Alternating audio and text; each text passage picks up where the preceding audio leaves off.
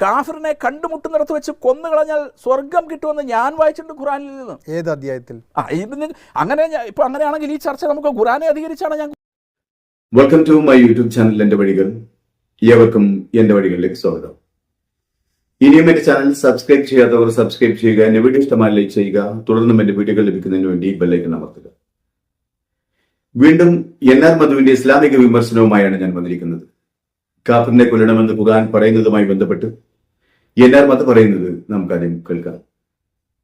കാഫിറിനെ കണ്ടുമുട്ടുന്നിടത്ത് വെച്ച് കൊന്നുകളഞ്ഞാൽ സ്വർഗം കിട്ടുമെന്ന് ഞാൻ വായിച്ചിട്ടുണ്ട് ഖുറാനിൽ നിന്ന്. ഏത് അധ്യായത്തിൽ? അങ്ങനെ ഇപ്പൊ അങ്ങനെയാണെങ്കിൽ ഈ ചർച്ച നമുക്ക് ഖുറാനെ അധികരിച്ചാണ് ഞാൻ.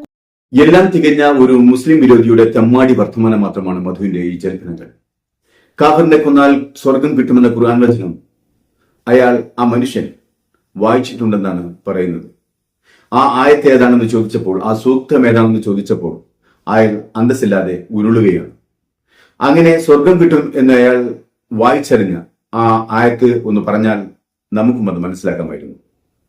അതേസമയം മുശ്രിക്കുകളെ കണ്ടിടത്ത് വെച്ച് കൊല്ലണമെന്ന് പറയുന്ന ഖുർആൻ ആയത്ത് പരിശുദ്ധ ഖുർആനിലെ തൗബ എന്ന സൂറത്തിലെ 5-ാമത്തെ ആയത്താണ്. ആയത്ത് പറയുന്നത് ഇങ്ങനെയാണ്: അങ്ങനെ ആ വിലക്കപ്പെട്ട മാസങ്ങൾ കഴിഞ്ഞാൽ ആ ബഹുദൈവ വിശ്വാസികളെ നിങ്ങൾ കണ്ടിടത്ത് വെച്ച് കൊന്നുകളയുക, അവരെ പിടികൂടുകയും വളയുകയും അവർക്ക് വേണ്ടി പതിയിരിക്കാവുന്ന ഇടത്തെല്ലാം പതിയിരിക്കുകയും ചെയ്യുക. ഇനി അവർ നമസ്കാരം മുറപോലെ നിർവഹിക്കുകയും പശ്ചാത്തപിക്കുകയും സക്കാത്ത് നൽകുകയും ചെയ്യുന്ന പക്ഷം നിങ്ങൾ അവരുടെ വഴി ഒഴിവാക്കി കൊടുക്കുക, അവരെ ഒഴിവാക്കി വിടുക. തീർച്ചയായും അല്ലാഹു ഏറെ പൊറുക്കുന്നവനും കരുണാനിധിയുമാണ്. ഇതാണ് ആ ആയത്ത്.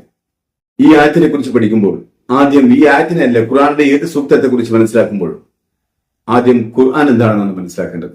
ഖുർആൻ എന്നത് ഒരു ഗ്രന്ഥമാണെന്നതിനപ്പുറം ആ ഗ്രന്ഥത്തിന്റെ പൂർത്തീകരണവും അവതരണവും അധികം ആരും മനസ്സിലാക്കാറില്ല. അതാണ് ഖുർആന്റെ മേലുള്ള ഏറ്റവും വലിയ തെറ്റിദ്ധാരണയും. ഖുർആൻ ഒരൊറ്റ ദിവസം കൊണ്ടോ അല്ലെങ്കിൽ ഒരു മാസം എടുത്ത് ഒരു മനുഷ്യൻ കുത്തിരുന്ന് എഴുതിയതോ അല്ല എന്നാണ് വിശ്വാസം. അതിലെ ഓരോ അധ്യായങ്ങളും ഓരോ സൂക്തങ്ങളും ഓരോ പ്രത്യേക സന്ദർഭങ്ങളിൽ ദൈവം മാലാഖയായ ഗബ്രിയേൽ മുഖേന, അല്ലെങ്കിൽ മുസ്ലിങ്ങൾ ജിബ്രീൽ എന്ന് പറയുന്ന മാലാഖ മുഖേന പ്രവാചകനെ സന്ദേശമായി അറിയിച്ചു നൽകിയതാണ്.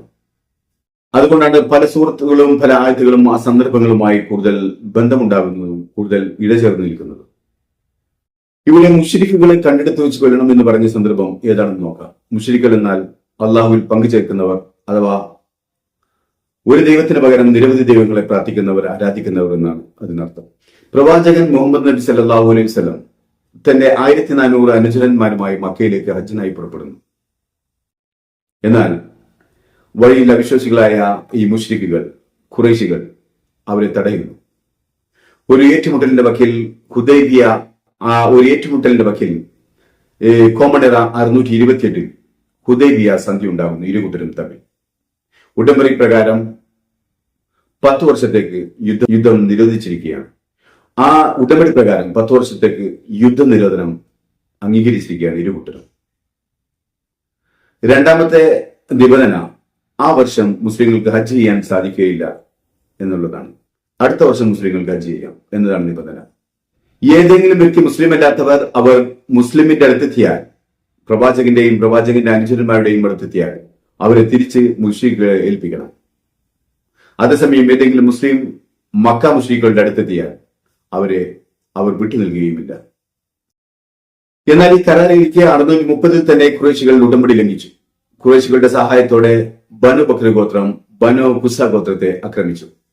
ഇരുവിഭാഗത്തിന്റെയും സഖ്യഗോത്രങ്ങളെ ഹുദൈബിയ ഉടമ്പടി പ്രകാരം ആക്രമിക്കാൻ പാടില്ല എന്ന വ്യവസ്ഥയുണ്ടായിരുന്നു. ആ വ്യവസ്ഥ ലംഘിച്ചുകൊണ്ടാണ് ഖുറൈശികളുടെ സഹായത്തോടുകൂടി ഒരു ഗോത്രം മറ്റൊരു ഗോത്രത്തെ ആക്രമിക്കുന്നത്. അതോടുകൂടി പ്രവാചകൻ 10,000-ഓളം വരുന്ന മുസ്ലിം സൈനികരുമായി മക്കയിലേക്ക് നീങ്ങുകയും മക്ക പിടിച്ചെടുക്കുകയും ചെയ്യും. ഇതിനുശേഷമാണ് ഈ സൂറത്ത് തൗബയിലെ മുകളിൽ പറഞ്ഞ ആയത്തിറങ്ങുന്നത്. എന്തിനു വേണ്ടിയാണ് അല്ലെങ്കിൽ എന്തുകൊണ്ടാണ് അവരെ കൊല്ലാൻ പറഞ്ഞതെന്ന് വ്യക്തമാക്കുന്ന മറ്റൊരു ആയത്താണ് ഖുർആനിലെ 60-ാമത്തെ അധ്യായമായ മുംതഹനയിലെ 8ഉം 7ഉം ആയത്തുകൾ സൂചിപ്പിക്കുന്നത്. ആയത്തുകൾ പറയുന്നത് ഇപ്രകാരമാണ്: മതകാര്യങ്ങളിൽ അഥവാ മുസ്ലിം മതം സ്വീകരിച്ചു അതുപ്രകാരം ജീവിക്കുന്നു എന്നതിന്റെ പേരിൽ നിങ്ങളോട് യുദ്ധം ചെയ്യാതിരിക്കുകയും നിങ്ങളുടെ വീടുകളിൽ നിന്ന് നിങ്ങളെ പുറത്താക്കാതിരിക്കുകയും ചെയ്യുന്നവരെ അവരെ സംബന്ധിച്ചിടത്തോളം നിങ്ങൾ അവർക്ക് നന്മ ചെയ്യുന്നതും നിങ്ങൾ അവരോട് നീതി കാണിക്കുന്നതും അള്ളാഹു നിങ്ങളോട് നിരോധിക്കുന്നില്ല. ദൈവം നീതി പാലിക്കുന്നവരെ ഏറെ ഇഷ്ടപ്പെടുന്നു. അതേ അധ്യായത്തിലെ 7-ാമത്തെ സൂക്തം പറയുന്നത് ഇപ്രകാരമാണ്: അവർക്കും അഥവാ അവിശ്വാസികൾക്കും അവരിൽ നിന്ന് നിങ്ങൾ ശത്രുത പുലർത്തുന്നവർക്കുമിടയിൽ ദൈവം സ്നേഹബന്ധം ഉണ്ടാക്കിയേക്കാം. ദൈവം ഏറെ കഴിവുള്ളവനാണ്. ദൈവം ഏറെ പൊറുക്കുന്നവരും കരുണാനിധിയുമാണ്.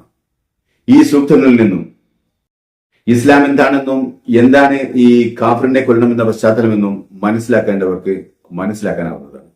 അതായത് ബഹുദൈവ വിശ്വാസികൾക്കിടയിലേക്കാണ് ഏകദൈവ വിശ്വാസവുമായി ഒരു മതം കടന്നു വരുന്നത്, ഇസ്ലാം എന്നൊരു മതം കടന്നു വരുന്നത്. ആ മതത്തിൽ അഥവാ ഇസ്ലാം മതത്തിൽ വിശ്വസിച്ചു എന്നതിന്റെ പേരിൽ അവർ ആക്രമിക്കപ്പെടുകയും കൊല്ലപ്പെടുകയും ചെയ്യുന്നു. എന്നിട്ടും ആ അക്രമകാരികളുമായി പ്രവാചകൻ ഒരു ഉടമ്പടി ഉണ്ടാക്കുന്നു. ആ കരാർ ലംഘിച്ചപ്പോൾ മക്ക എന്ന പ്രദേശത്തെ കീഴടക്കുകയും അത് ഇസ്ലാമിന്റെ ഭാഗമായി മാറുകയും ചെയ്യും. മക്ക വിജയത്തിന് ശേഷം എല്ലാവരെയും സ്വതന്ത്രരാക്കുകയും അവർക്ക് അവരുടെ ജീവിക്കാനുള്ള അവകാശം നൽകുകയും ചെയ്യും. അതിനുശേഷമാണ് പറയുന്നത്, ദുൽഖഅദ്, ദുൽഹജ്ജ്, മുഹറം, റജബ് എന്നീ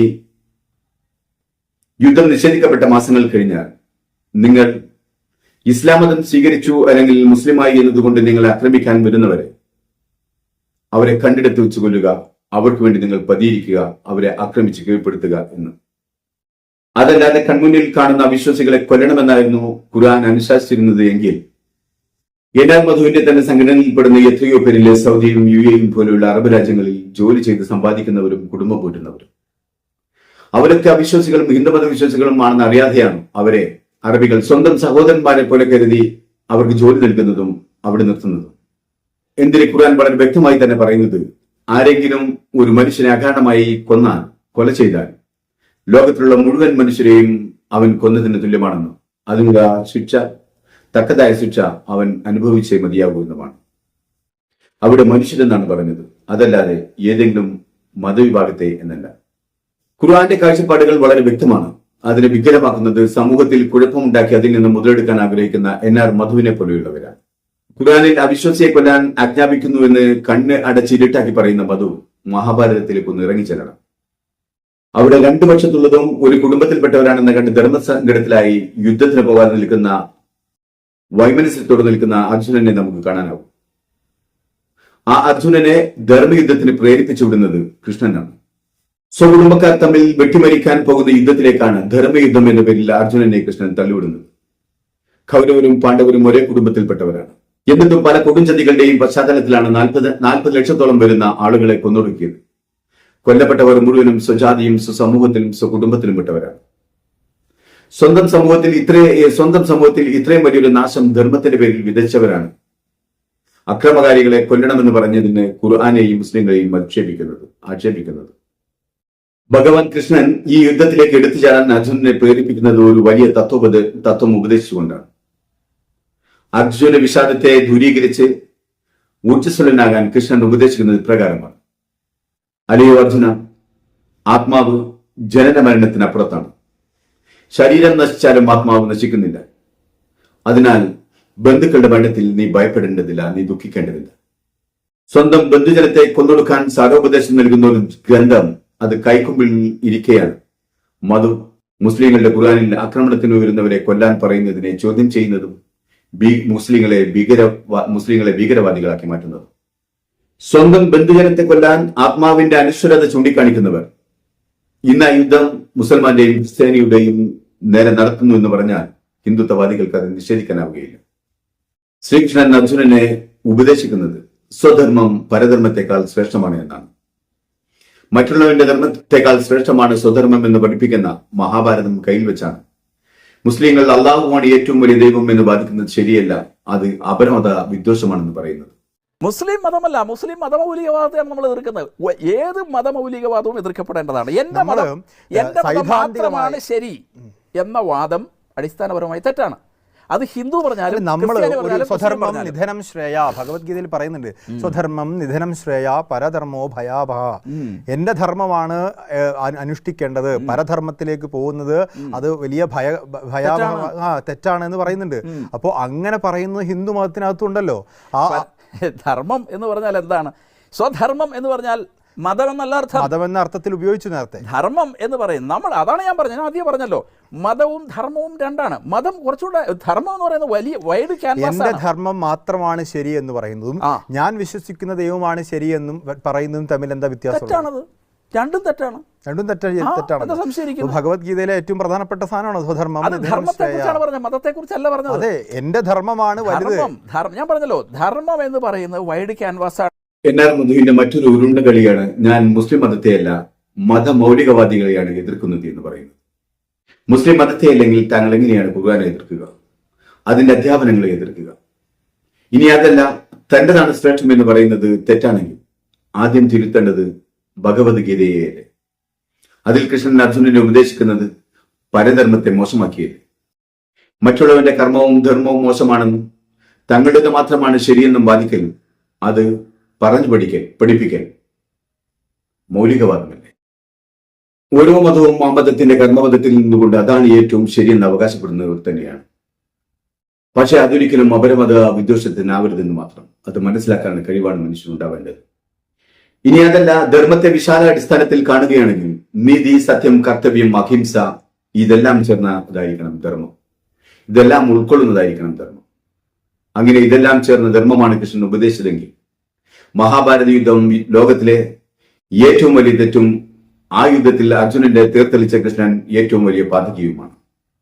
കാരണം മഹാഭാരത യുദ്ധത്തിൽ ഹിംസ മാത്രമേ നടന്നിട്ടുള്ളൂ എന്നതാണ് സത്യം. ഇരുപക്ഷത്തു നിന്നുമായി മരിച്ചു വീണത് 40 ലക്ഷത്തോളം വരുന്ന സ്വകുടുംബങ്ങളിൽ നിന്നുള്ളവരാണ്. ആ യുദ്ധത്തിലേക്ക് നയിച്ച ധർമ്മ സംരക്ഷണമാണെങ്കിൽ ഇസ്ലാമിന്റെ ധർമ്മം സംരക്ഷിക്കാനാണ് മുസ്ലിമായതിന്റെ പേരിൽ മുസ്ലിമിനെ മതത്തിന്റെ പേരിൽ ആക്രമിക്കാൻ വരുന്ന മുശ്രിക്കുകളെ കണ്ടെടുത്ത് വെച്ച് കൊല്ലാൻ ഖുർആൻ കൽപ്പിച്ചത്. അതേ ഖുർആൻ മറ്റൊരിടത്ത് പറയുന്നത്, അവർ നിങ്ങളെ മതത്തിന്റെ പേരിൽ ആക്രമിക്കുന്നില്ലെങ്കിൽ നിങ്ങൾ അവരോട് നീതി പുലർത്തുകയും അവരെ സഹായിക്കുകയും വേണം.